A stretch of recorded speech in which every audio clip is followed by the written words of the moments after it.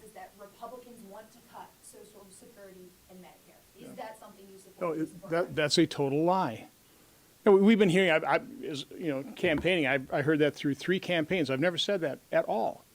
We want to save Social Security, and the way we do it is primarily what Senator Scott was talking about. The number one component of a solution is economic growth, which is why we cut taxes in 2017, moving into 2018. And it worked. You know, look at how much revenue it's grown, over $1 trillion since then, and that is even with the COVID recession.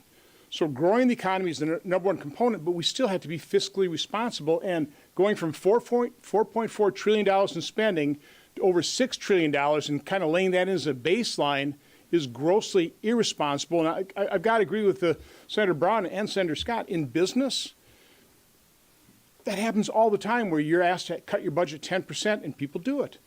So the private sector can do it. Why should the government be immune? And if you don't, you get fired. And you know who cut Medicare is the Democrats. They did it in September in their spending bill. They cut $280 billion out of Medicare. So they want to say Republicans want to cut Medicare. None of us support cutting Medicare benefits, but they actually did it. And again, the greatest threat to any of those programs is this massive debt. Again, as Senator Brown said, every 1% increase is another $310 billion.